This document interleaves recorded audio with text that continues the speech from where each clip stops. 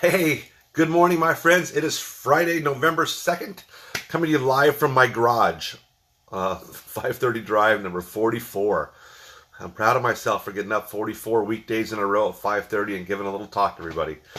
Hey, I want to talk about my new diet. I finished the carnivore diet. I've got my results back. I'll post those on there probably today. Good morning, Steve Peterson. So my cholesterol did go up. My bad cholesterol went up 30 points from 135 to 165. So not real positive, but it's not terrible. Had a couple things went up. My bun, it's called BUN. I kind of looked at what that was. There's like a bun to creatine ratio. That went up a little bit too. My blood sugar went down. So a couple things kind of switched around in my blood work. Good morning, Alana. How are you? Jeff Harris, good morning, sir. Darren Whiteman, good morning. Wow, some of all my old Denver friends popping on. Good to see you guys. Hey, so the carnivore thing went well. I feel no inflammation. I feel really good. Switching over to back to what I was doing before, when I've lost the most weight. I'm going back to a weight focus now. I'm trying to get down to here's where I started. I started about 280. I was huge. And then I dropped down over the last year, 2018, 2017, the end of that, to 240. And my goal now is to get down to about 210 to have to be my base weight. But I go down in jumps. So now I'm working on just burning more calories than I consume. Good morning, my cousin Jody. How are you? I need to burn more calories than I can consume. So I'm going to get back on MyFitnessPal, put in everything I eat, try to cut my carbs down a little bit, and try to maintain about 18 to 2,000 calories a day and trying to burn about 2,500. So if I can do that, that's great. I've done this in the past. I've usually lost about 3 or 4 pounds during the week and didn't work out as hard on the weekend and gained about a pound back. So I can get that 3-pound net or so a week, 2 pounds a week, and hopefully, in the next 3 or 4 months, I'll have that another 20, 30 pounds dropped off. So anyway, that's the diet plan. Hey, I'll talk about long-term goals. I've been working on this the last few days on my personal long-term goals. Like I'm looking like 10 years out. So let's say, for example, in 10 years, I want to have $1 million saved. I want to own 5 rental properties.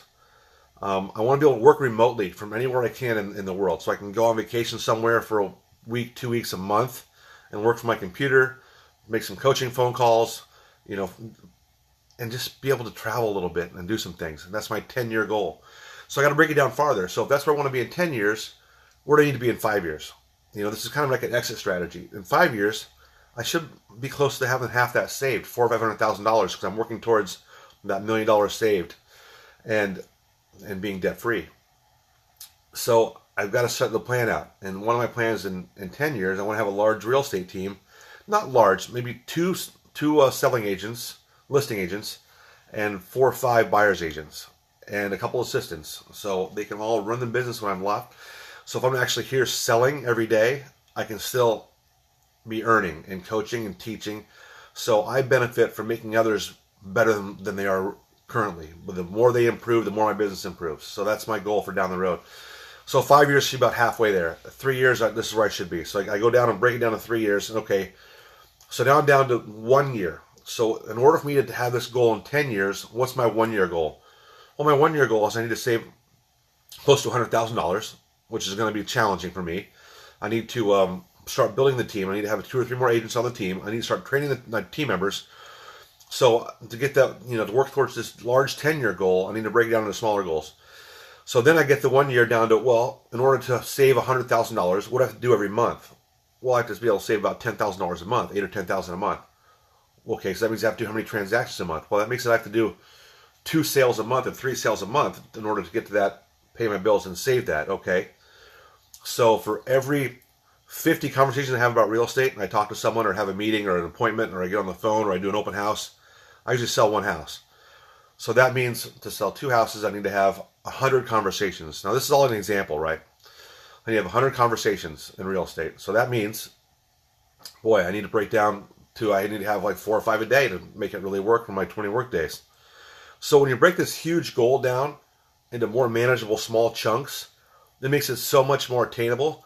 And then not just breaking the goal down, but also visualizing yourself when you complete the goal. Like I visualize myself having a 6-pack, being fit, on the beach, doing a conference call with my team for an hour to make sure everybody's doing the right things and to keep us all growing and improving and just being their coach and mentor and teacher.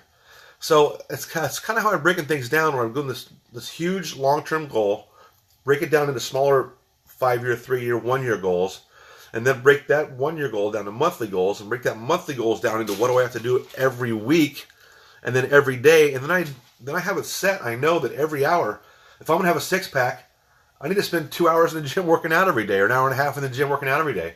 If I want to save $1 million, I need to be making phone calls, knocking on doors. So if you have exciting goals, and you can visualize yourself completing these goals, and what you look like then, and what you feel like then you should wake up excited. Like, I got somewhere to go. I got things to do, man. I got a big goal. I'm on the beach drinking a pina colada doing my work. This is awesome. So if I visualize myself in that 10-year goal, it makes me so psyched to get out of bed and do this stuff. If you don't have big goals, you don't have goals you're following, it's like getting in your car and not turn on your navigation to go somewhere new. You're just kind of driving around. Maybe you'll hit it someday, maybe you won't. But concrete, realistic goals are your navigation.